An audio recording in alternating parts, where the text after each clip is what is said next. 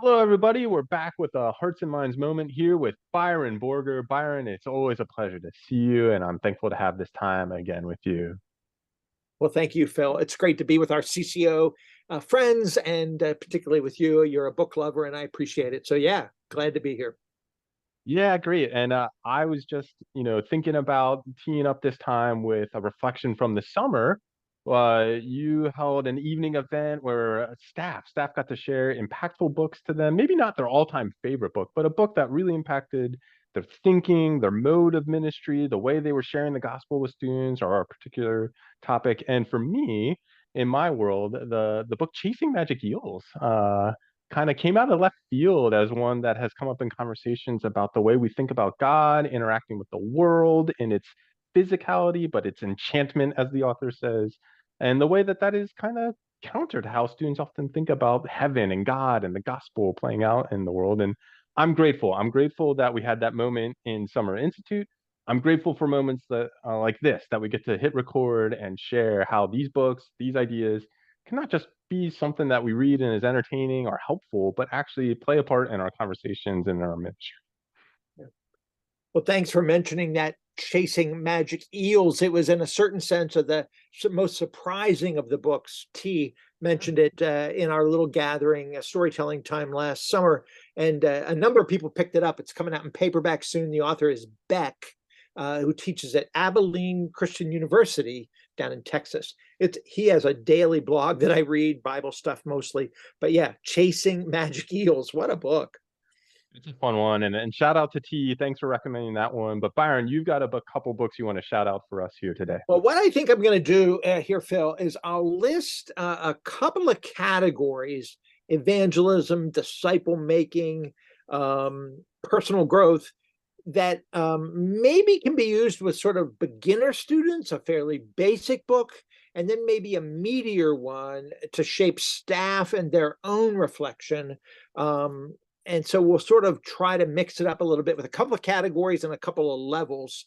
I'm going to start with the topic that we in the CCO always need to be reading on to keep ourselves on edge about this, and that's developing the Christian mind. We work in universities, we work with students. They, by definition, are called to read and think and develop. And so being a part of that is just so important for the kingdom, learning to love God with our minds. There's a little series of books. They're small, little compact-sized paperbacks put out by Trinity Evangelical Divinity School. D.A. Carson is the senior editor. And it's called the Christ on Campus Initiative. So these books, there's 4 or 5 of them that were made directly to use in campus ministry. This one is called What Does It Mean to Be a Thoughtful Christian? We sometimes use the word thoughtful, meaning, oh, that was considerate, a thoughtful person brought you some cookies or something, or you remember something tender and, you're thoughtful, you show appreciation. This is the other use of the word thoughtful, although being kind and thoughtful and gracious to people is, of course, a good start. But this is the use of the word thoughtful, meaning kind of engaged with thought, engaged with theory, engaged with the issues of the life of the mind. There's a study guide in it, so it could be very useful to give with beginning students as you lead up to Jubilee. Let me just read you the table of contents so you see the topics that they cover in each of these short chapters. A thoughtful Christian will love God with heart, soul, and mind. So you're loving God with your mind. Think with faith and truth is the next chapter. Prioritize the pattern of Christian truth, the pattern and posture of which we think about. Some of us might call that a worldview, but they're avoiding that word. A pattern, their worldview by Christian truth is the next section. Affirm the authority of the Bible. Value the Christian intellectual tradition, which is both medieval and Catholic and Reformed and Wesleyan. There have been thoughtful Christian leaders right up to today that are engaging the life of the mind, and we need to know that and introduce that intellectual tradition to our students. Emphasize reading and culture as spiritual disciplines. Living faithfully, because isn't that the point, that we move into the world to live faithfully, and serve the church, the culture, and the world. That missional sense that we're here to use the life of the mind as college graduates for our local churches, where not everyone has had the privilege of spending 4 years thinking well or being mentored by people like CCO. So we equip our students to live well and use the life of the mind in their service to the church, the culture, and the broader world. It's a great little book. There's discussion questions. You could use it on staff with each other, but you could more so use it with your beginning students who never heard of some of this kind of stuff. It's about learning to love God with your heart and your mind, and could be a real useful tool to sort of onboard students into what the Jubilee conference is about and what CCO means when they talk about that stuff. I said I'm going to mention an easy book and a harder book. I'm going to cheat on this one and mention 3, because here's another one that's pretty easy, but maybe the next level up. It's a collection of essays by our friend Richard Mouw, who has spoken at Jubilee, M-O-U-W, old friend of Pete Steens, one of the founders of the CCO. It's called Call to the Life of the Mind. And what Mouw does here is he offers what you might want to call devotionals, little short 2-page, they must have been little talks he gave somewhere, or little essays. Some are just a couple of pages on different aspects of being a Christian scholar. I'm not sure if young students view themselves as scholars, so the language might be off-putting, but for any of our staff that wants to deepen the life of the mind, this is a great little resource. I was speaking up at Hope College in Holland, Michigan last week. Great college that integrates a lot of these things anyway, but I read this to prepare for that and to cite it a couple of times in some of my workshops with faculty and stuff up there. And of course, he's now in Grand Rapids. He's retired from Fuller and is back at Calvin College, where he was a professor for a good number of years. But anyway, Richard Mouw, Call to the Life of the Mind, Some Advice for Evangelical Scholars is the subtitle. It's short and sweet, but I think it's really pretty good. Well, for the life of the mind, if you want to dig deep into that topic, here is one, not philosophy, but it is an argument for what he calls habits of mind. It's by James Sire. Some of the older staff that are listening may remember me waving this around 20 years ago or 15 years ago with a different cover. It now is a cover that's in this signature classic series of InterVarsity, where they've taken some of their bestsellers and enduring books that have left a mark in the evangelical world, and they put them out in this with a new cover and a new forward. This life of the mind, it's called Habits of Mind, and it's sort of intellectual life as a calling, as a vocation. What sort of habits of mind do we need to develop if we're going to become truly Christians in the intellectual sphere? Garber, of course, has a blurb in the back. He says, in habits of the mind, one hears countless conversations and a lifetime of listening in Sire's call to love what we believe, to live the truth, even as we learn to probe and ponder it. Isn't that nice? Probe and ponder. Love the stuff we're doing. Love the truth. CCO likes to celebrate life together, and one of the things we do together is the life of the mind. We should be probing and thinking and curious and always learning about so much. I love going to staff seminars because everybody's talking about stuff they're learning in different spheres of life, the XD people out in the wilderness or whatever. And we got to love that stuff. And that's one of the habits of mind that James Sire suggests that we can advance. There's lots of great quotes. If you ever have to give talks in this stuff, there are more quotes and stuff that you can swipe to make yourself sound smarter than you are. So there you go. That's the life of the mind category, an easy one, a middle range one, and a more meaty one for those of you that want to dig down deep into this. But it can be useful for all of us as we learn to love what we do in higher education. The next category I want to talk about is evangelism. Within the thoughtful life of the university, people still need to know Jesus. And our main calling, I think, besides discipling people once we lead them to Christ, is to do evangelism and lead people to Jesus.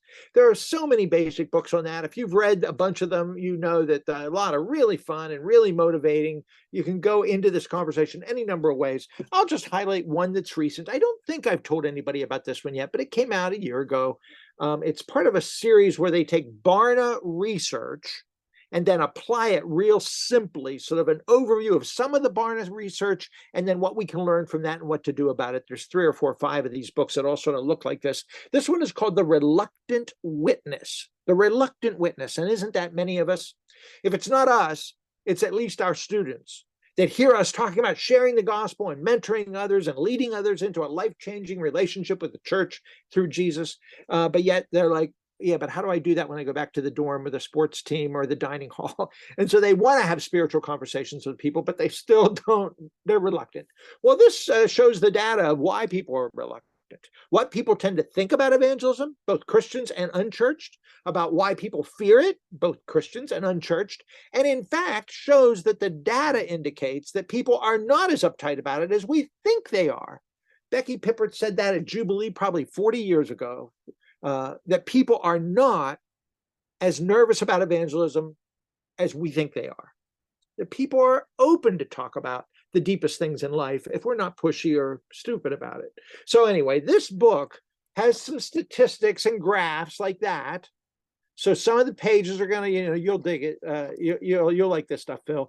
For those of us that don't warm up to graphs, it's only some of the work. It's not primarily this, but what they do is they tell you what makes for an eager conversationalist as opposed to a reluctant conversationalist. And it gives you the statistics, 79% do this, 54% do that, whatever, on how to be a good conversationalist and how to lead conversations towards kingdom encounters for the sake of the gospel. How is there a curve, he says, in how we have spiritual conversations? This sort of bell curve classic where you sort of chat and relate and then share and connect and then explore and clarify. That page itself is worth the price of the book. So anyway, this is a nice, simple read for us to get refreshed on new skills for sharing the gospel in light of contemporary postmodern data, why we're so nervous these days. But yet also good to give to students. If you have student leaders and you're pushing them to share the gospel more and they're reluctant, they might be interested in learning that they're not alone and what you can do about it. So that's an easy one. The next one I'm going to mention in this category of evangelism, though, Phil, forgive me if this gets you in trouble because it is not written by people that would see themselves as evangelicals. It is not a book that I would agree with necessarily, but it is one of the most fascinating books I've read in a while. It is called, get this, Trauma-Informed Evangelism. Trauma-Informed Evangelism, Cultivating Communities of Wounded Healers. It's by Charles Kiser. This is his first book. He's a church planter, planted an evangelical church in Dallas, and Elaine Heath, who is a United Methodist professor. I think she's a dean now at Duke Divinity School. Solid, fascinating place. She wrote a book a good number of years ago I used to take to CCO called The Contemplative Evangelism, about how evangelism can happen out of contemplative spirituality too. So isn't that interesting? Elaine Heath here with Charles Kiser basically documents in the first half the harm that has been done by conservative churches. And you know the drill. Your students have felt it. Other older people are feeling it. It's the deconstruction thing that we've been talking about for the last couple of years. There's just no excuse for the way in which some churches have belittled and demeaned non-believers or those who are struggling to get accepted, whether they're gay and lesbian or whether they're just on the spectrum or whatever, just people that are a little less than the mainstream moderate, and they're often made to feel bad. There has been hurt, there has been damage, and to be trauma-informed in any field, leadership or counseling, you have to know a little bit about how trauma works. So he quotes Bessel van der Kolk, The Body Keeps the Score. They quote the classic studies about trauma, and they document the way some conservative churches have foisted a sort of unopened up kingdom vision, but a rather strict view of Christianity on folks and have made them hurt. How do you share the gospel in that world? In that awareness that many of the people we talk to are running scared because they have some secret problem, maybe they're gay or something, and they are convinced that the church is going to hate them. And in fact, they've been shown that by churches that maybe they've been run out of. We want to offer a better way to share the gospel. And this talks about being a community of people that owns our pain, owns our hurts, and out of that trauma-informed spirituality, become a community that welcomes and offers hospitality to the hurting, even those that are hurting because of the church. So this trauma-informed evangelism, cultivating communities of wounded healers, its view of evangelism and its view of salvation and its view of inclusion may not be exactly lined up with all of what CCO historically has stood for. But I'll tell you what, even if they push the limits a little bit and rock your world a little bit, this is worth grappling with. Those of us that are passionate about evangelism should read this too, I think, as another kind of conversation piece. And those of us that maybe have been a little turned off ourselves by the CCO's emphasis on evangelism. We came to the CCO to celebrate life together, to offer a whole life vision of the kingdom of discipleship and stuff. And maybe when it actually comes to evangelism, we ourselves are feeling a little antsy because we feel that it's been hurtful to some people, judgmental. And so this could open up some fresh ways to understand that in a cool way. The local Lutheran church in the area here brought them in to speak, and everybody loved it, left, right, and center. Everybody found it a really engaging time. So I'm sort of big on this right about now. Well, once you lead people to Christ, you know the next category has got to be disciple making. And I'm going to be real succinct here with these two because I don't need to tell you much about them. Just the titles alone will help you understand them. Here's one, and they're not exactly simple for beginners and then deeper, but one is maybe a little more, well, they're both kind of interesting. Look at this. It's called Let's Look Together by Robert Wicks. Wicks is a pastoral counselor, Roman Catholic guy at Loyola down in Baltimore, a heck of a nice guy, has been writing about pastoral care for years. He was friends with Henry Nouwen. He might even have written about Henry Nouwen before. He took all of Nouwen's books and his biographies, and he wove together the ways in which Nouwen mentored other people. The subtitle is Henry Nouwen as Spiritual Mentor.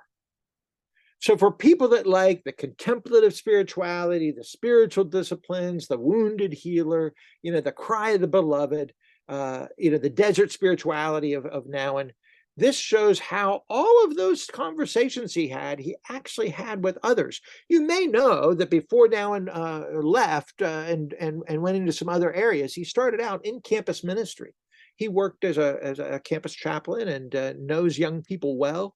And this is how you can sort of look over your shoulder at his life and see how he brought people along. The phrase, let's look together, that one-on-one, life on life, how you introduce people to the deeper spiritual realms as Nouwen did. So for some of us, this is a book on mentoring others that is unlike any evangelical NAV press book that I often talk about on those themes. It's a little more mystical, a little more unique, and a lot more personable. So I'm big on that.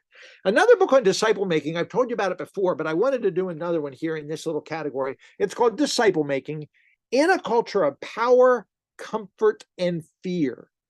He identifies that in our culture, a desire for comfort, a desire for power, the idolatry of that, and the anxiety about being fearful is what plagues most young adults. And he said, how do you invest in their lives and become a mentor to them as you are a disciple maker for those that are struggling with the idols of fear and the foibles of fear and the idols of power and the desire for comfort. Garber has a big blurb in the back of this. He's a Tolkien scholar, by the way. He's an ecology writer, fantasy novelist. He teaches at a college in Vermont. He'll be at Lancaster at a big conference on C.S. Lewis coming up next winter. So he's a friend of the CCOs. He's been to a Jubilee. Good guy. Can't say enough about it on mentoring people in a fresh new way. You can use this in your own discipleship plans. I know a lot of us just sort of wing this stuff. We're relational, we're extroverts, we love people, we hang out with them. But I really think we need some guidance, whether it's Henry Nouwen or whether it's Matthew Dickerson, to show us how to do this stuff.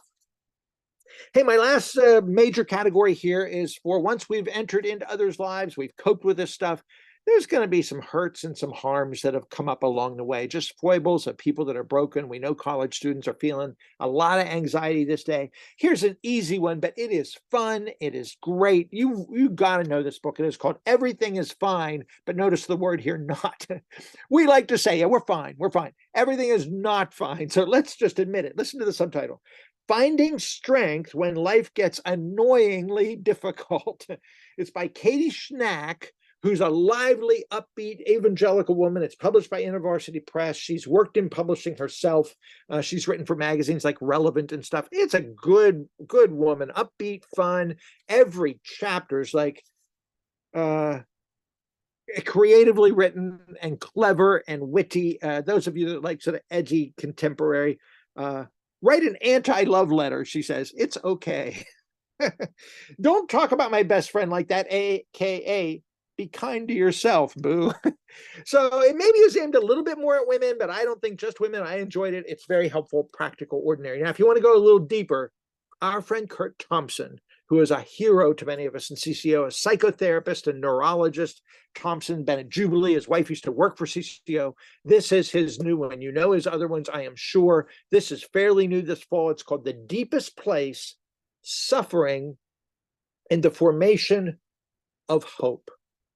There are so many books, Phil, these days that are on resilience and on coping with trauma. I've named a few.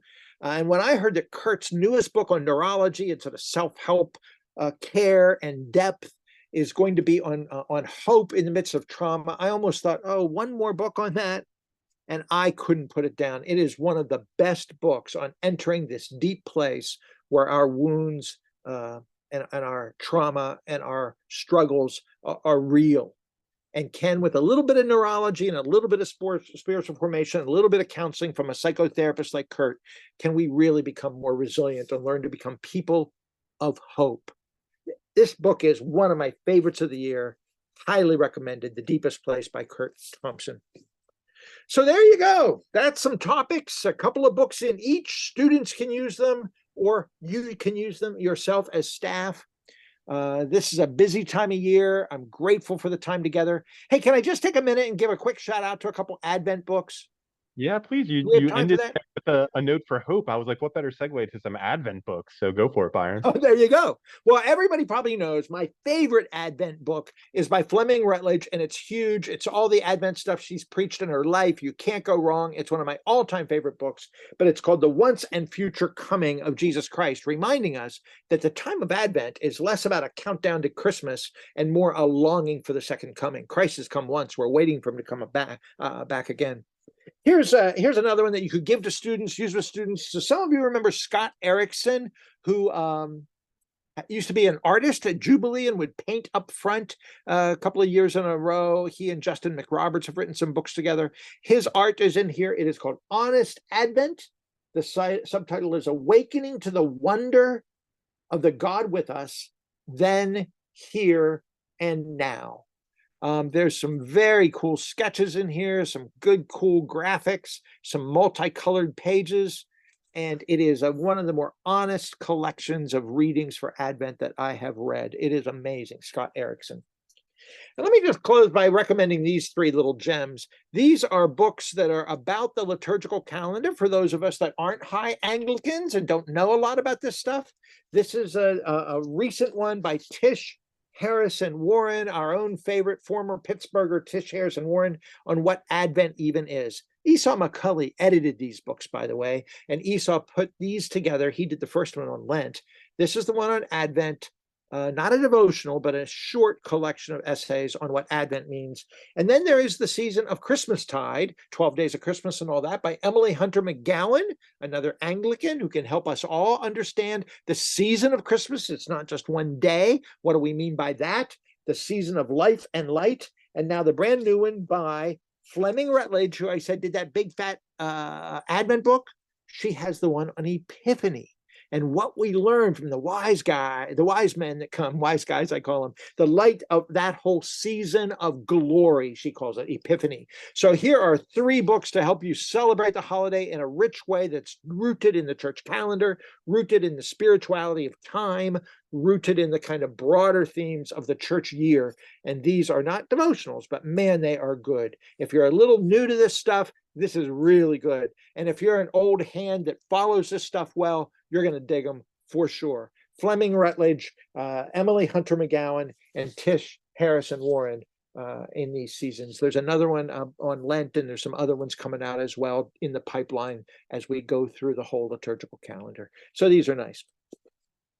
Yeah, great. Thanks, Byron. Thanks so much. And you mentioned earlier when you were throwing us some details about trauma-informed evangelism that this might get us in trouble or something, but I will take a page out of the Byron Borger book and say we get in trouble when we're not sons of Issachar and when we're not reading widely and we're not engaged with the issues of the world, but also digging into what God is trying to speak in that season. And I think moments like this, where we get to hear about some of the books that from old treasures, new treasures, pulling in on these different topics that we know our staff are engaging with, even if just internally, right? Even if our staff are just engaging with this internally, maybe not have faced some of these challenges yet, they're going to. And so I, for one, in this Thanksgiving season before Advent season, I'm thankful for you helping us to be sons of Issachar that think deeply about the world, but also try and speak God into that world. And yeah, I anything else you want to add before I close here? Send us an email to order these. We do free shipping for anybody that MA stuff. These have all been mentioned in our book notes newsletter, so they all get 20% off. So they're on sale and free shipping. You can't go wrong. I hope somebody buys some books. It would be an encouragement to us to know that we're connecting with your needs out there and giving you tools to do your job. Yeah, great stuff, Byron. The instructions to order a book will also be in the description below. I'll have links to each one of the books in the description below as well. If you want to go back and hear again, what was that book and what was that title? Everything will be in the description below for you to not only navigate this video, but put a book order in for Byron, but more importantly for you and your ministry and to keep up doing the great work that we know you're all doing. So thanks so much, Byron. Thank you audience for listening, and we'll catch you next time on this Hearts and Minds moment. Thanks, Byron. Thanks, Phil.